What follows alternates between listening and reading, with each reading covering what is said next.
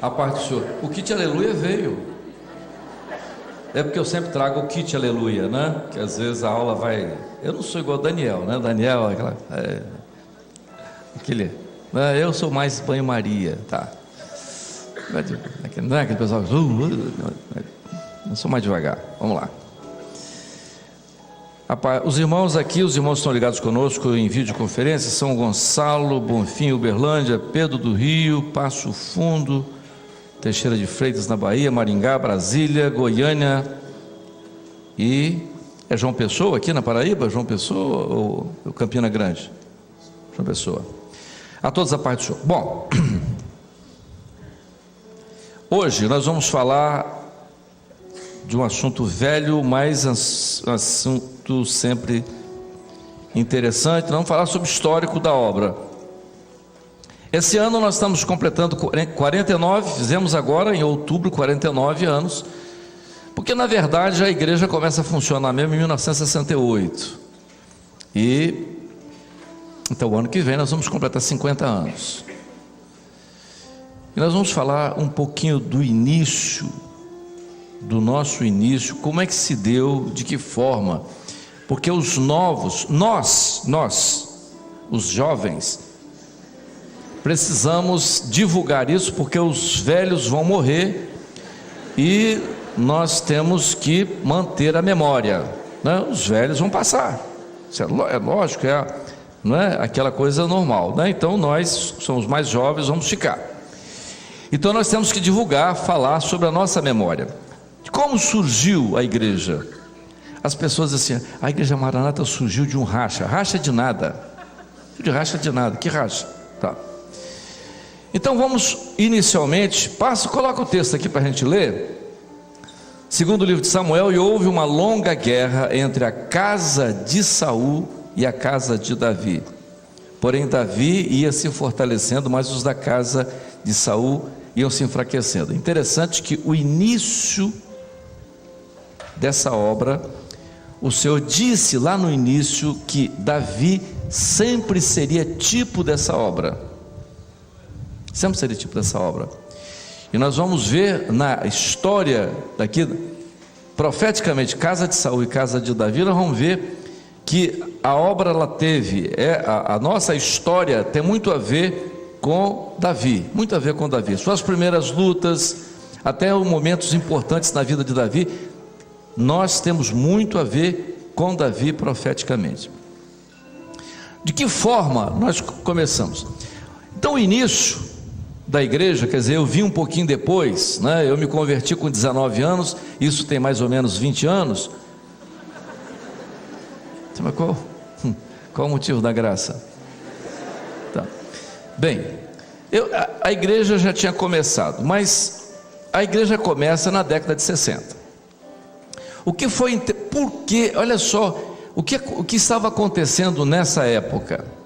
Na década de 60, houve um movimento mundial, quando o novo chefe da igreja católica havia assumido, e ele tinha dito que o cristianismo estava decadente, as religiões chamadas não cristãs, estavam avançando muito. Então criou-se um lema que se tornou universal, né? Que se tornou para o mundo todo, que era chamado um slogan, né? Um só rebanho, um só pastor, que foi chamado o ecumenismo, o movimento ecumenista, que começa na década de 60. Começa não, já existia antes, mas ele é dado um vigor nessa década de 60.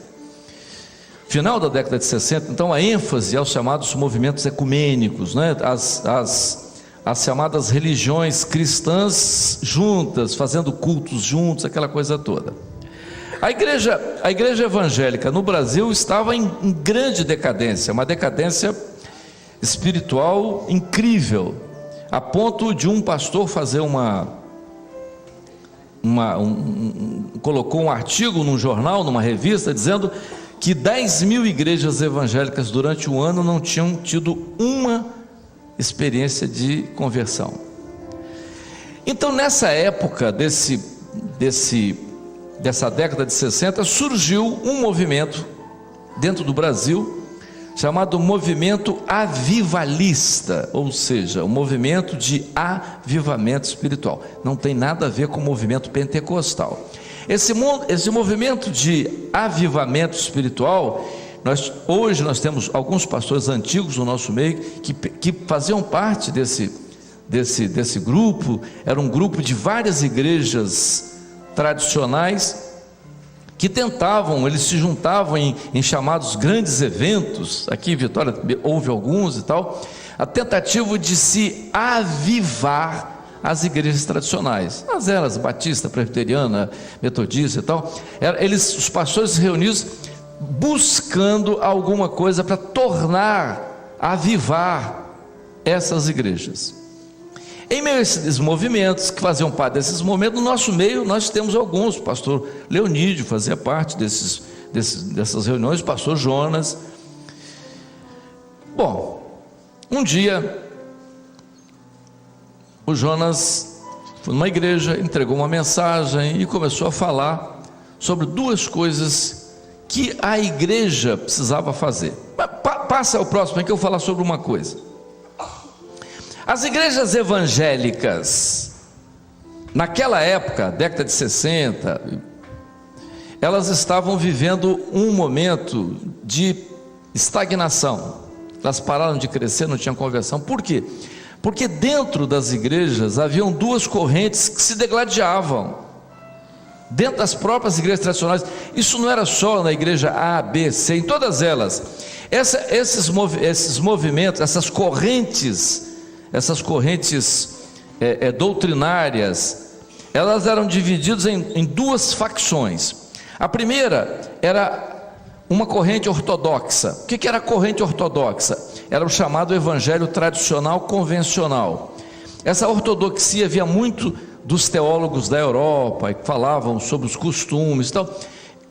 Eles tinham virtudes, mas tinham grandes defeitos, eles detestavam tudo que falava em pentecostal.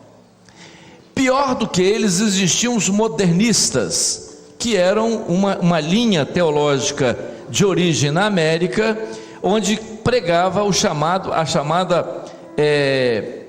a Bíblia sendo vista de uma forma mais moderna, ou seja, a Bíblia repensada. Esses modernistas, eles diziam o seguinte: a Bíblia não é a palavra de Deus, a Bíblia contém a palavra de Deus. Aí é uma diferença muito grande. Esses grupos, eles existiam dentro das igrejas, conviviam normalmente, então as igrejas se acabavam. Nesse período então, a luta era a tentativa de avivar as igrejas. Então, quando a primeira experiência que nós tivemos, foi levado o seguinte ponto: é necessário que as igrejas voltem a fazer duas coisas interessantes: orar e jejuar. E às vezes começaram a orar e jejuar. O que podia acontecer aqui? Igrejas tradicionais, frias e tudo mais, sem nenhuma sensação sem palavras, sem nada, começaram a orar, a buscar o Senhor, jejuar. O que podia acontecer? Aconteceu uma coisa só. Ou seja, esse grupinho que começou aqui a despertar para orar, para buscar, para jejuar e tudo mais, e orar, e as vigílias, então madrugadas, aconteceu um fato com eles que era já esperado. Ou seja, esse grupinho foi batizado com o Espírito Santo. Bom, até aí está tudo certo. Esse grupo que é batizado com o Espírito Santo aqui, passa o próximo, vai passar o próximo. Esse grupo que foi batizado com o Espírito Santo, ele não queria, ninguém pensava em criar uma igreja nova. A ideia era que a igreja onde eles estavam pudesse ser renovada, parecido com aquilo que Lutero fez. Lutero não queria sair da igreja católica, Lutero queria reformar a igreja, era diferente, até que ele foi excomungado. Mas o que esse grupo inicial, o que esse grupo pensava? Ele pensava em que a igreja pudesse ser avivada, ou seja, ter uma vida espiritual diferente daquilo que estava acontecendo. Quando foi trazido essa experiência de batismo com o Espírito Santo, para dentro da igreja tradicional, o que os tradicionais pensaram? Não, esse povo é pentecostal. E todo mundo tinha pavor de movimento pentecostal. Por quê? E eles tinham razão. Porque quando você pensava em movimento pentecostal, você pensava em quê? Aquele monte de gente doido, gritando, sapateando, babando, caindo pelo chão, igual taruíra, aquela coisa toda, e segura lá, agarra, aquela coisa horrorosa. Todo mundo pensava em movimento pentecostal, aquele povo gritando, e aquela doideira, todo mundo pensava nisso, todo mundo tinha aquela expectativa. E no começo, foi assim. Eu cheguei nessa época, que estava começando, os cultos eram um horror. Uma vez eu cheguei no culto da igreja, e aquela pessoal começava, ficava de pé, cantava um louvor, sentava, aí um caía pelo chão, aí o outro saia igual taruíra pelo meio do banco, segura, está cheio do Espírito Santo, aquela coisa toda. O outro estava babando, o outro gemendo, o outro chiando, e o outro chupando cana, então larga, e aquela coisa toda, então, cheio do Espírito Santo. Era mais ou menos assim. Bom, você ia orar? Eu vi aqui no Manaim, um dia um irmão chegou aqui no Manaim e pediu para orar. Aí o pastor veio orar, pastor desses mais tradicionais, tal, fora. Abençoa o teu servo, você o dá uma bênção, sustenta, liberta, opera e tal, em nome de Jesus, amém. O irmão levantou dali, misericórdia. O pastor jogou um balde de gelo em cima de mim. Então, o que é? Eu estou precisando de uma oração diferente, eu estou precisando de uma oração de poder. Eu estou precisando de poder, estou precisando de oração de fogo. Então não, procura o pastor fulano de tal. Aí, pastor, o senhor podia orar por mim? Aí eu vi um pastor de lá. Oh, aleluia. Ai, minha tremenda mão. Ai, eu já fico todo arrepiado quando ele vem chegando. Nessa hora.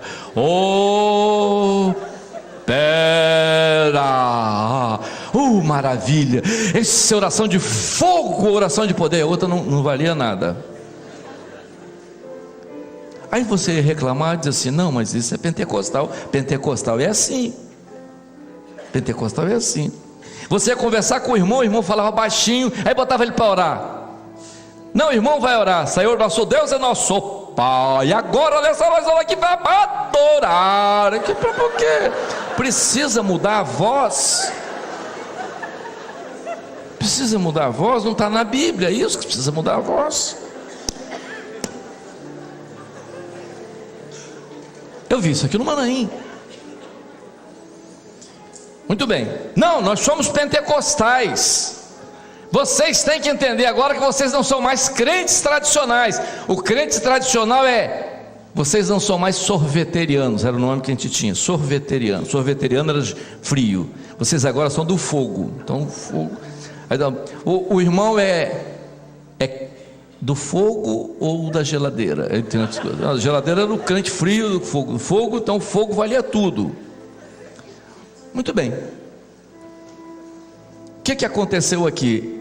Na igreja tradicional eles não podiam ficar, foram postos para fora. Começaram a reunir, né? Vim para cá, aí surgiu aqui o Manaim, começamos a buscar o senhor aqui, as vigílias, os encontros. Aí começou a ter problemas, porque naquela época era o regime militar. Então qualquer reuniãozinha que você fazia separado, você tinha que dizer, tinha que mostrar para o governo que era uma reunião religiosa. Então tinha que registrar. Aí o Dr. Barros, que foi o primeiro presidente, teve que registrar. Então para registrar nós tínhamos que ter um nome. A igreja presbiteriana, de onde o grupo maior tinha saído, abandonou o nome Cristã Presbiteriana, mudou o nome para a Igreja Presbiteriana do Brasil. Aí você está citando o nome, eu estou citando porque está no Google. Não estou dizendo nada novo. Ele está citando, está no Google, está na internet. O nosso primeiro nome então foi Igreja Cristã Presbiteriana. Foi o nosso primeiro nome, né, Rafael? Você lembra? Foi o presbítero lá. Olha lá. Então, veio primeiro que eu. Então veja só, Igreja Cristã Presbiteriana. Dr. Barros então tentou fazer um estatuto, pegou o estatuto da igreja tradicional, tentou adaptar, deu tudo errado, e o senhor deu uma revelação: não se põe remendo novo em pano velho. O senhor queria uma coisa nova, criou uma coisa nova. Muito bem. Começamos a reunir, começamos a ter problemas com dons. Aí a pessoa diz assim: mas peraí, vocês são pentecostais? Onde tem o Espírito Santo, tem liberdade. Aí eu estava aqui um dia no Manaim, e o pastor veio aqui pregar, um pastor pentecostal, cheio de bênçãos. Aí ele começou, pregou, na metade da mensagem ele parou e disse: oh, aleluia. Eu estou tendo uma visão, irmãos. Aí todo mundo na expectativa. O pastor teve uma visão. É com esse irmão aqui. Meu irmão, esse bigode e essa costeleta, isso é do adversário. O Senhor me revelou que é uma opressão na sua vida. E o irmão levantou e disse: e esse paletó que você está usando aí, essa moda que você está usando nova aí? O paletó estava com um paletó, o pastor estava com um paletó novo, a moda era chamada, aquele paletó transpassado que era chamada moda Pelé. Aí eu digo: essa moda do senhor também é do adversário. Aí que é isso? Aí aquele mal-estar. Aí depois terminou a reunião, os pastores: não, olha só, o irmão falou pelo Espírito, o bigode do irmão e a costeleta, ele falou pelo Espírito, mas o paletó do irmão também está errado, então está tudo certo, não está tudo certo.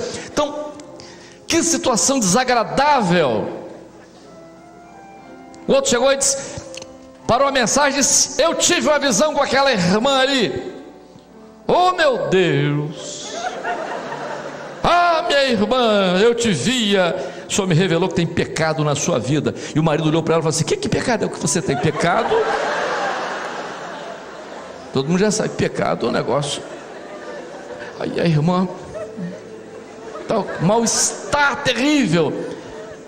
Aí saía Gedeuti com aquele grupo, é difícil, tal, pastor Gedeuti, o senhor não está mais na tradição, o senhor está agora numa obra de poder, fogo, tinha que ser fogo, misericórdia. Aí o senhor deu uma orientação: separa um grupo de servos com dons, experientes, maduros, separa. Eu não quero mais nenhum dom entregue dessa forma. Os dons são levados para esse grupo vai discernir e então será transmitido à igreja. Surgiram então os primeiros grupos de intercessão. Aí não tinha mais o problema. Aliás, voltando um pouquinho atrás, quando disse que o culto era tudo daquela forma toda difícil, o Senhor deu uma revelação lá no início, com relação ao início do culto, que nós tínhamos que começar o culto clamando pelo sangue de Jesus. Ninguém sabia, foi uma revelação que o Senhor deu para que os cultos começassem clamando pelo sangue de Jesus. Começamos a clamar pelo sangue de Jesus nos cultos, desapareceram aquelas doideiras, ninguém mais babava, aquela coisa toda, desapareceu. Então nós começamos a entender o seguinte, que aquilo não era uma operação do Espírito Santo, não, aquilo era uma opressão. Muita coisa ali era opressão. Começamos a clamar pelo sangue de Jesus. Não entendíamos muito bem o que era clamor pelo sangue de Jesus, tanto que as pessoas faziam as orações mais incríveis de clamor. Por exemplo, ele ia viajar, sentava no volante do carro: Senhor, troca o óleo do motor do meu carro pelo sangue de Jesus. Ah, Senhor, pinta cada telha da minha casa com o sangue de Jesus. Todo mundo, então, alguns pastores achavam isso místico, supersticioso. Dava certo, ninguém sabia, dava certo. O senhor operava, tinha experiência, mas todo mundo achava estranho. Alguns achavam estranho, como que está isso? E o senhor foi mostrando a doutrina do clamor. E hoje, é claro, não precisa nem falar sobre isso, mas foi a primeira experiência nessa obra, o clamor pelo sangue de Jesus. Bom, começamos a colocar em ordem, nós não, começamos a colocar em ordem os dons, então, o clamor, o culto começava pelo clamor, diferente, com ordem. Mas logo no início, um dia, Gedeutil foi entregar uma mensagem em Campo Grande 1, consagração. Você não era convertido ainda não? Campo Grande 1, o início, e o Senhor deu uma revelação que ele entregasse 5 mensagens diferentes na consagração do templo de Campo Grande.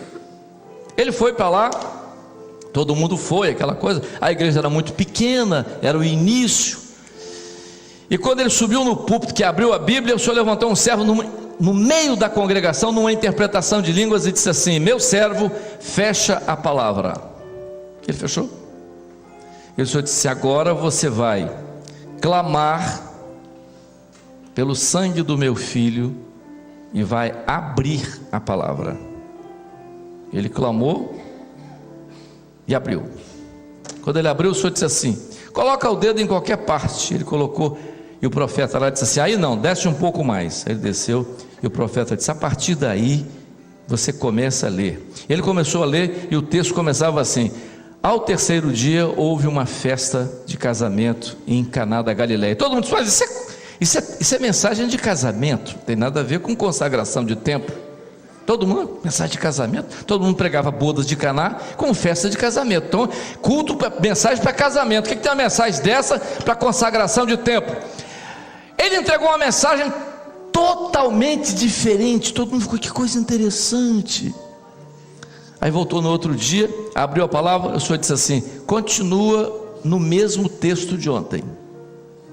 O Senhor disse: leia o mesmo texto. Ele leu o mesmo texto de ontem, outra mensagem totalmente diferente. No terceiro dia voltou, o Senhor disse: continua, leu o mesmo texto. Leu o texto pela terceira vez, o mesmo texto, terceira mensagem diferente, quarta, quinta, 5 mensagens diferentes no mesmo texto. Aí o Senhor disse: entenderam? A partir de agora, eu quero dar uma experiência nessa obra com uma palavra. Mas Senhor, que palavra? Uma palavra além da letra. Uma palavra além da letra. Uma palavra além da letra. Uma palavra além da razão. Uma palavra que é viva. Então nós tínhamos agora, a partir daí, 2 colunas onde nós podíamos, onde o Senhor queria realizar uma obra em cima desses 2 pontos fundamentais, que eram qual? O clamor pelo sangue de Jesus e a palavra. Foi o que nos fortaleceu no início, e hoje nós podemos ver no livro de Apocalipse. A gente nunca tinha visto isso lá atrás, mas hoje a gente vê no livro de Apocalipse, quando João viu a igreja na eternidade, perguntaram assim: como é que eles venceram? E alguém disse: eles venceram pelo sangue e pela palavra. Aquilo que o Senhor nos ensinou no início dessa obra, a vitória era o sangue e a palavra. É por isso que todo mundo sai dessa obra, a primeira coisa que fala mal é do sangue e a palavra. Todo mundo saiu dessa obra, começou a falar do sangue e a palavra, você disse: ah, meu amigo, você é caído. Como caído? Pode caído, rolado, sei lá. Por quê? Porque o adversário, ele sabe, ele conhece a profecia, e quando ele viu, ele sabe, porque a profecia diz que a igreja na eternidade, ela venceu pelo sangue e pela palavra. Está lá no livro de Apocalipse capítulo 12, não é uma criação da igreja cristã Maranata, está na palavra. Foi a grande experiência nossa no começo. Por que era uma grande guerra? Porque o Senhor queria colocar isso e determinar isso para nós. Pode passar isso aqui, eu não estou seguindo muito isso aqui. Muito bem, renovação espiritual. Havia uma grande mensagem. Deus tinha uma obra para realizar. Então nós tínhamos agora o clamor e a palavra. Em 1973, isso eu sei, porque foi o ano que eu estava chegando. Nós fomos, a igreja foi para um encontro em Goiânia, porque nós íamos pertencer a um presbitério do sul do país. Aí nós fomos para lá. Nessa você, Antônio Carlos estava, né? Nessa, Goiânia, você não estava não? Daqui não tinha ninguém que estava lá, né? Só eu mesmo, já morreu. Bom, nós fomos para lá. Aí começou aquele culto, aquela coisa toda. o irmão dizia assim: meu irmão, nós somos pentecostais, vocês não são mais frios, vocês são quentes. Então tudo bem, pentecostal vale tudo. Aí fomos para lá, aí o presidente foi fazer a abertura, o presidente do presbitério lá do sul, lá do Paraná, que nós íamos fazer parte. Era um baixinho, animadinho. Aí quando o pastor anunciou o nome dele, ele subiu correndo, subiu no púlpito, deu um grito: hey! Aí todo mundo, a gente não estava muito acostumado, e todo mundo: hey, a paz do Senhor! Aí todo: a paz do Senhor, está fraco, está fraco, está fraco, está fraco, aqui, a paz do Senhor, a paz do Senhor, aqui, aquilo, a paz do Senhor. Ih, aleluia, que coisa linda. Vamos cantar um louvor aqui. Eu aprendi o louvor de uma vez só, porque o irmão teve a capacidade de cantar o louvor 14 vezes. Vocês acham difícil? Nunca esqueci. Abre a porta do teu coração. Vamos lá, toda a igreja. Abre a porta. E todo mundo cantou com o coração. Agora vamos cantar em ritmo de guerra. Abre a porta do teu coração. Agora toda a igreja, suavemente. Abre a porta. Só os jovens. Abre a porta. Guerra! Abre a porta lentamente. Só as senhoras. Abre a porta lentamente, suave. As crianças. Deu 14 vezes, eu contei. Aprendi o louvor. No outro dia teve um culto, o Senhor deu uma visão, uma revelação: os muros de Jericó vão cair. Aí botou todo mundo em fila indiana, rodando o templo com a Bíblia aberta, cantando: os muros vão cair, os muros vão cair. E todo mundo passava na rua: esse povo é doido, então, todo mundo ficava com vergonha. Calma, vocês agora são pentecostais. Misericórdia. E assim é. Que coisa. Voltamos, não nos ligamos ao Paraná, voltamos para cá decepcionados, sem saber para onde ir. Nós éramos pequenos, um grupo pequeno, um grupo de pastores pequeno. Aí o Senhor disse assim: se decepcionaram. Aí todo mundo, sim. Aí o Senhor deu uma revelação: não se põe vinho novo em odre velho, quero realizar uma obra nova. Aí nós começamos a ver que o Senhor queria fazer uma coisa diferente. Uma coisa diferente. Fomos caminhando, as igrejas, as experiências com dons. Começamos a ter lutas terríveis com dons espirituais. Terríveis.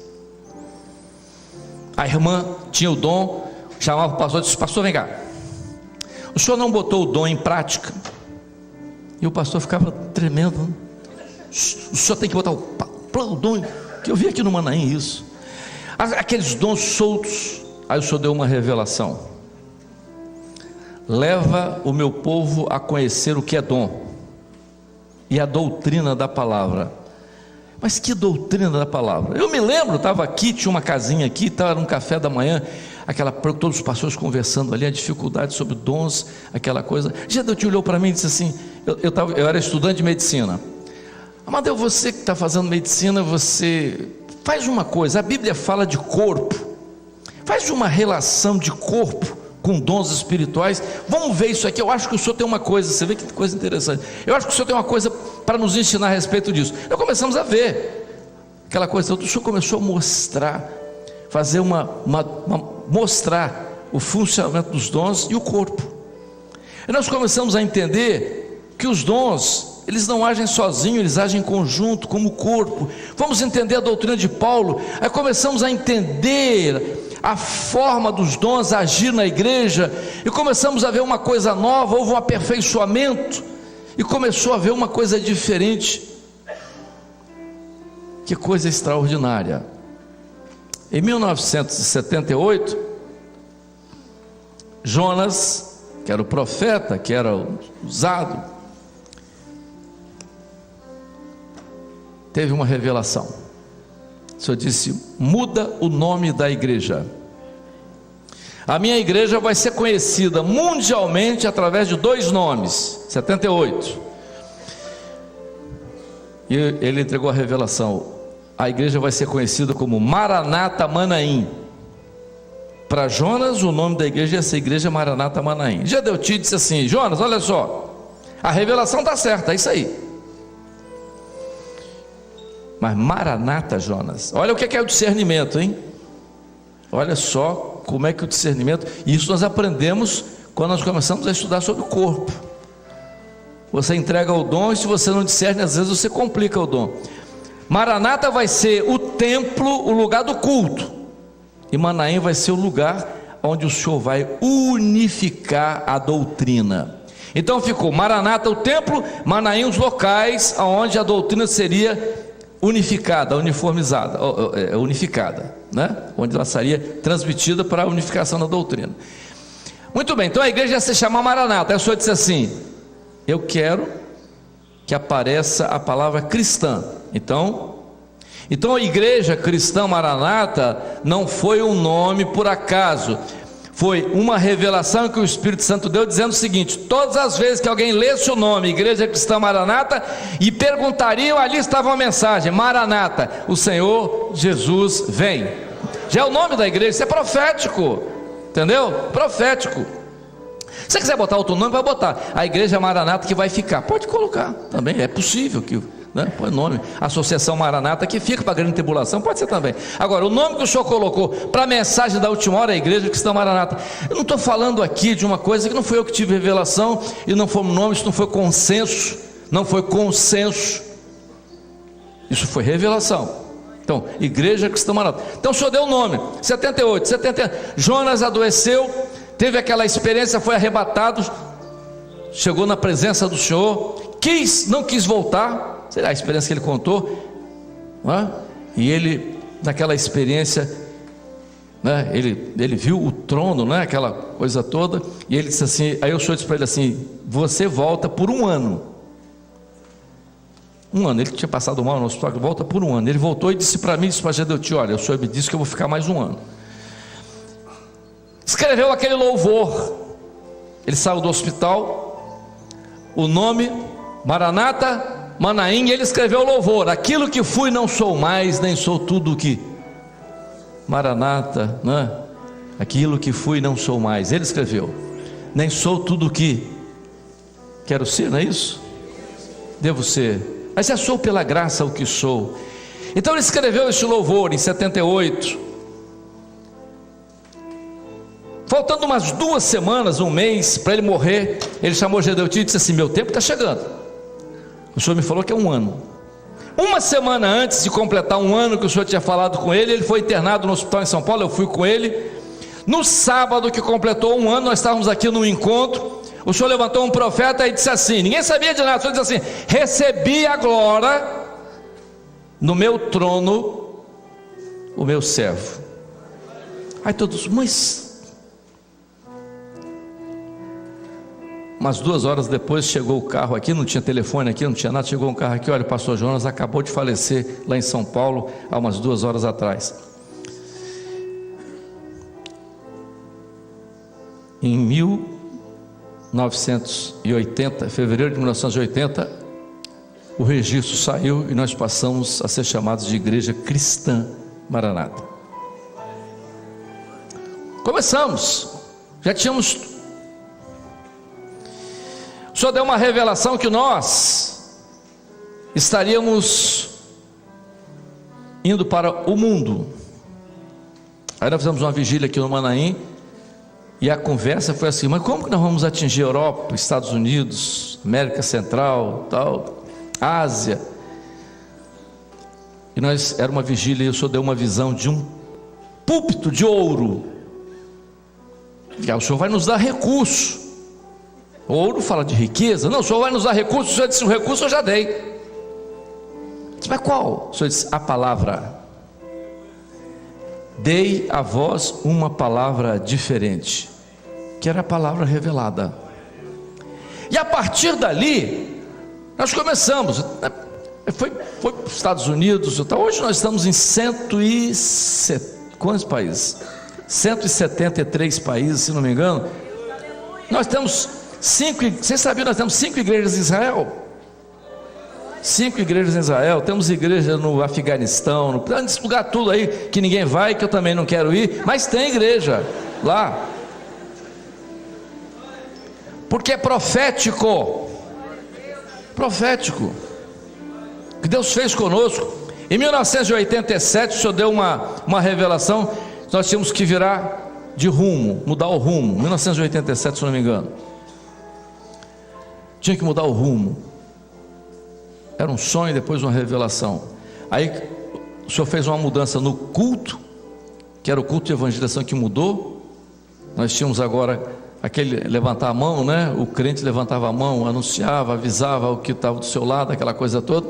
E logo em seguida veio o culto profético. Quando veio o culto profético, foi uma reunião aqui no Manaim, e o Senhor disse: a partir de agora eu quero uma mudança no culto. E o Senhor disse: a partir de agora eu quero que vocês estejam cada vez mais diferentes da tradição e também dos movimentos pentecostais. Eu quero uma coisa nova. Como é que vai ser o culto? Culto profético. Aí nós perguntamos: como é que vai ser o culto profético que o Senhor revelou? O culto que eu programei na eternidade. Eu digo: estou perdido. Eu pensei: estou perdido. Aí como é que é? O Senhor disse: não, todo dia vocês vão na minha presença e eu vou mostrar o culto que eu programei na eternidade. Eu digo: mas eu não tenho visão. O Jairo dobrava os joelhos e já via tudo, está tudo certo. O Jairo era fácil, mas para mim, que dobro o joelho, não vejo nada. Então como é que vai ser o culto profético para mim? Vai ser uma luta. Vai ser uma luta. E o Senhor deu a seguinte revelação: é para o vosso descanso. Eu digo: como descanso? Descanso. Eu vou passar o dia todo preocupado. Aí o Senhor disse assim: já dei a vocês uma experiência com dons, já dei a doutrina de corpo, já dei a palavra, já dei clamor, a palavra, dons, corpo, a experiência da doutrina. Agora vocês vão botar em prática, porque eu vou usar a igreja. Então, o culto profético não era produzido pelo pastor, não seria produzido pelo pastor, seria produzido pela igreja. Essa é a essência do culto profético. E nós começamos a desenvolver isso, e viemos, chegamos num período de grande luta. Mas que luta! Olha só, no início o Senhor disse que Davi seria tipo dessa obra, e a primeira grande luta que a obra teve no seu começo foi com Golias, e foi, né? Golias, e a grande, ainda hoje, né? As crianças, eu me lembro da minha neta, chegou lá em casa e falou assim: vô, eu aprendi uma coisa hoje, queria conversar com você. Vamos lá para a sala. Dá, para a sala, fechou a porta, foi para a sala. Ela pegou uma bolinha, ficou com a bolinha, disse: fica em pé ali. Disse: o que você pretende? Não, fica em pé ali. Fiquei. Eu sou Davi, eu sou pequenininho e você é grande, mas eu vou derrubar você. Pela madrugada, daí eu até aprendeu isso na aulinha, tá? Pegava a bolinha, eu caía. Glória a Deus!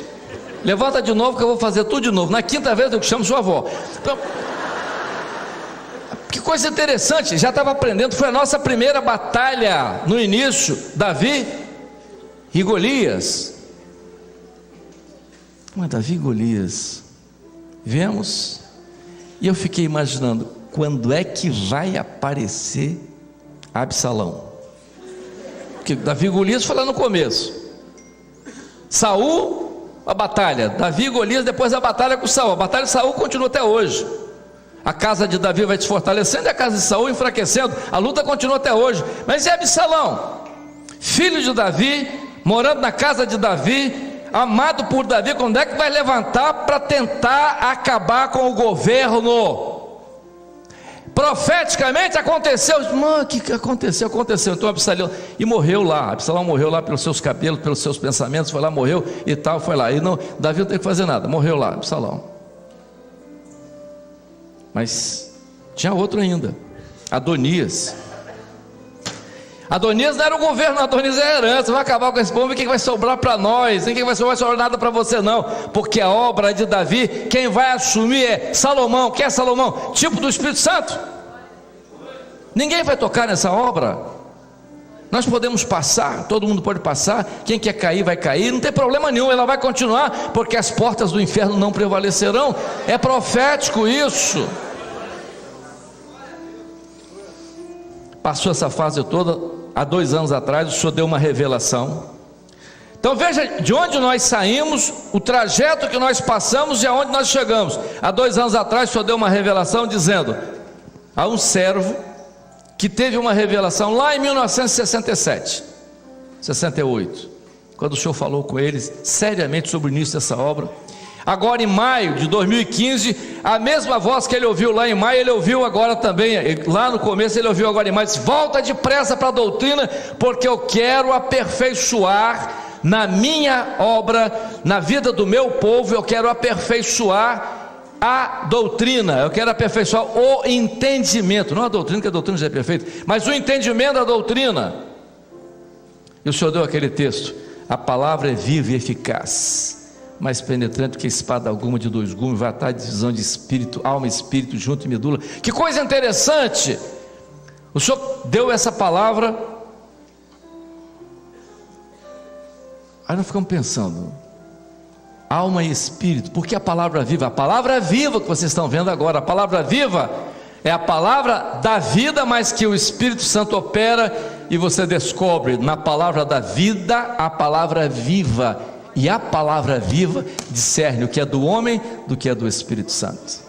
Apta lá nas juntas articulações, ou seja, a estrutura do corpo, fortalece, porque o osso ele está ligado através dos seus tendões, dos seus ligamentos, formando, aquele componente, a articulação do corpo. São os ossos que dão estrutura ao corpo. Então a palavra viva ajuda a estrutura do corpo e da medula. O que é a medula? A medula óssea é a que produz o sangue. O seu sangue muda de 90 em 90 dias, você tem sangue novo. As hemácias são retiradas, os glóbulos brancos são tirados, as plaquetas são tiradas, sai o sangue velho, entra um sangue novo. Sempre de 90 em 90 dias você tem sangue novo. Ou seja, a palavra viva renova a bênção, a operação do Espírito Santo na sua igreja continuamente. Eu só queria um novo entendimento. Aí o Senhor começou a trazer para nós 4ª e 5ª medida. Aí um jovem chegou para mim e falou assim: 4ª e 5ª medida não está na Bíblia. Eu falei: não está. Também não está na Bíblia que é proibido fumar. Só na música de Roberto Carlos. Não está. Igreja fiel e infiel também não está na Bíblia. Mas nós estamos usando a figura. A figura, elas podem ser usadas. A Bíblia tem figuras, metáforas. O que é 4ª medida? Tempo. Foi uma medida introduzida nas medidas do universo, não por nós, por Einstein. E Einstein introduziu o tempo.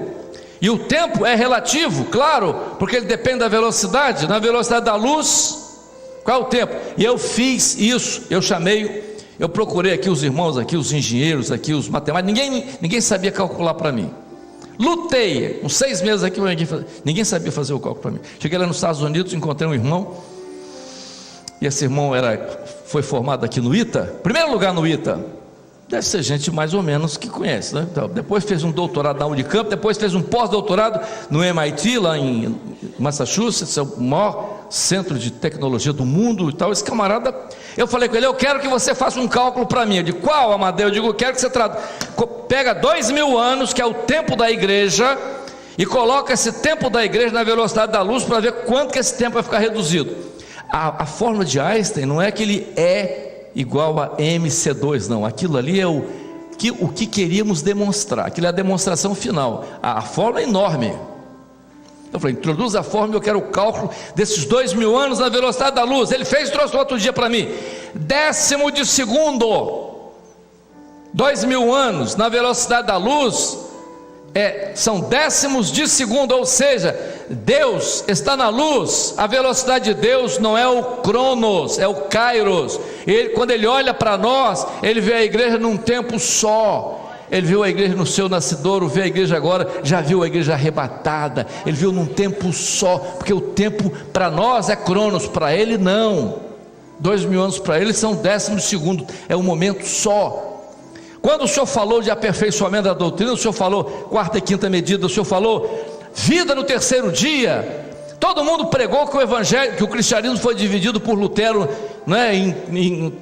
dos protestantes e os não protestantes. Não, o cristianismo foi dividido lá no início, na morte e na ressurreição. Zacarias estava certo, fere o pastor e as ovelhas dispersas, estava certo. Então morte, há um cristianismo que está da morte para trás, e há um outro cristianismo que está da ressurreição para frente. Jesus está vivo. Isso o Senhor trouxe agora para nós. O Senhor começou a nos falar sobre palavra viva, quarta e quinta medida, começou a falar sobre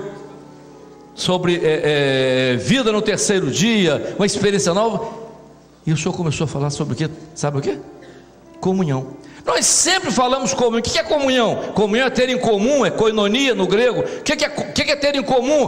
Ter em comum é corpo. Então o Senhor disse para nós, a grande herança da igreja após a ressurreição foi a comunhão. O que é comunhão? Corpo, a vida no corpo, a operação no corpo, corpo e sangue. Foi exatamente o que aconteceu no novo pacto, pão e vinho, corpo e sangue. Tudo isso o Senhor trouxe agora, numa enxurrada só, de 2015 para cá, e jogou isso aqui para nós, por quê? Para aperfeiçoar o nosso entendimento de uma doutrina que ninguém tem. Vocês são soberbos. Então, onde nós estamos? Eu disse aqui, e vou dizer de novo, as igrejas que estão vivendo a experiência da escola bíblica, a igreja que estiver envolvida na escola bíblica, dentro de 2 anos ela vai se tornar imbatível. Ninguém segura. Ninguém segura. A doutrina, você pega agora as cartas de Apocalipse. Eu estava aqui assistindo a aula sobre as cartas de Apocalipse, e eu colocando aquilo, quarta e quinta medida, colocando aquilo, o tempo de Deus, que não existe. O tempo de Deus, ele está na luz. Então eu me senti lá no início, na formação da doutrina, porque a igreja de Éfeso é responsável pela criação da doutrina. Deus usa a igreja de Éfeso para completar o cânon que não existia, só existia o judaico. Deus usa a igreja de Éfeso, e por isso que a grande luta da igreja de Éfeso foi a oposição de quem? Da razão, da quarta medida, daqueles judaizantes que tentaram colocar as leis mosaicas na doutrina da igreja, dos nicolaítas, que eram oprimidos, envolvidos com tantas coisas dentro da pornografia e tudo mais, que eles tentaram introduzir dentro da igreja. Aquela oposição que surgiu, quando? Que era o quê? Que era a morte. O adversário queria matar a doutrina ali, a doutrina do Pai, o projeto, ele tinha que matar ali no nascedouro. Ele não conseguiu, então o que ele fez? Ele foi para cima da igreja. Aí ele visa o que? Ele visa o corpo, é o filho, então é destruir. Então ele tentou matar a igreja, mas quanto ela mais morria nas arenas, mais a fé era divulgada. Então isso foi uma coisa interessante. E veja, nós estamos antes da escola bíblica. Então você vê aqui, e a igreja a igreja, nem de Pérgamo, passar por cima de Pérgamo, está na igreja de Sardes, não vê o que? O que o adversário fez? O que ele fez? Aqui na igreja, a doutrina do Pai, aqui foi o Filho. Então quando ele chega aqui, nas 3 medidas de trigo, ele diz assim, o projeto está pronto, que é o projeto da Trindade, então tem que acabar com o projeto. Ele introduz as 30 medidas de trigo, o que? O fermento, que é o que está aí, que levedou toda a massa. Nós estamos entendendo uma doutrina notável, extraordinária, que o Espírito Santo está nos dando nessa hora. Quem estiver vivendo essa experiência dentro da escola bíblica, vai entender de Bíblia que só aquele que está na dependência do Espírito Santo vai saber. Porque nós não estamos falando de razão é quarta medida, mas estamos falando daquilo que está além da razão. Deus está fazendo isso com as igrejas. Eu lá na igreja que eu estou ajudando, os jovens estão impressionados, impressionante os jovens. E as mulheres? E as mulheres? Eu sempre digo, se o presbitério um dia me chamasse e dissesse assim, você vai ser pastor de uma igreja só de homens, eu digo, estou fora. Agora para a igreja só de mulher, rapaz, eu chego lá, faço pergunta, só quem responde são as mulheres. Os homens tudo caladinho, porque veja, já sabe nada, às vezes tem um gato pingado lá, mas as mulheres sabem tudo. É por isso que quarta-feira tem essa reunião das senhoras, porque elas estão fazendo o que? Elas estão pegando a doutrina e replicando a doutrina dentro da igreja, que elas são notáveis. Se eu fosse o Espírito Santo, eu ia fazer uma mudança, mas não sou. A partir de agora, pastor, tudo mulher. Quero saber por que não faz isso? Mal. Também, mas se o senhor dissesse para mim assim, você tem direito de fazer uma mudança, eu digo, se eu tenho, tem. A partir de agora, as pastoras, pastora, ministério delas, imbatíveis. Meus irmãos, de onde viemos? As lutas que enfrentamos, as provas, o momento que nós estamos, aonde a doutrina chegou. Por que a preocupação de tudo? Nós estamos chegando agora nesse momento agora, sabe de quê? Da doutrina, do entendimento da doutrina, porque nós estamos vivendo um momento. E gente, eu te disse uma coisa aqui, é muito interessante. Às vezes ele fala as coisas, nem ele mesmo sabe o que ele falou, mas ele disse uma coisa muito interessante. Se vocês falarem para ele, eu nego, tá? Mas olha só, ele disse o seguinte: ele disse que a igreja, ela é mestra quando ela descobre na palavra o momento profético que ela está vivendo. Isso é interessante. Então você só tem uma mensagem para o mundo que aí está, se você identificar aqui o momento profético. Qual o momento profético que nós estamos vivendo? Qual? As mulheres, por favor, salvem, porque os homens não sabem. Qual o momento profético que nós estamos vivendo? Viu? Estou te dizendo. Você ficou calado, não sabia. Aprendeu agora? Tá. Os homens, breve. Toda a preocupação disso é porque nós estamos vivendo o breve. Amém? De onde saímos, como saímos, qual foi a nossa trajetória? Isso é um resumão, né? Mas aonde nós estamos? Eu disse esses dias, as igrejas deviam ser medidas agora, crescer. Domingo à noite tem 600 pessoas. Não é nada. Quantas pessoas tem na escola bíblica da sua igreja? A sua igreja está ali, escola bíblica. E nós temos que orar para Jesus não voltar domingo de manhã. Jesus não pode voltar para Jesus voltar domingo à noite, mas domingo de manhã Jesus não pode voltar, entendeu? Porque domingo de manhã, não, porque eu não entendo, as mulheres diziam que de manhã não podia ser às 8 horas, porque os bichinhos acordavam tudo dormindo, né? Ai tadinha, Amadeu, olha só, passa a semana toda dormindo, acordando cedo, agora é o domingo ele podia acordar mais tarde. O senhor ouviu o clamor delas, passou o culto para 10 horas, agora é o seguinte, ai Amadeu, e o almoço da gente, como é que fica? Quem que entende? As minhas amigas, mas às vezes elas são incoerentes. Era criança, agora é o almoço, então não sabe o que é. Mas olha, a escola bíblica é fundamental. É interessante, há igrejas nossas, que igrejas vizinhas, tradicionais, estão indo lá para assistir a escola bíblica. E se deixa, problema não. A revelação do Espírito Santo, todo mundo pode ter acesso. Vai lá, quer assistir? Vai lá, assiste. Se é de não, vai lá, não tem problema nenhum não. Amém?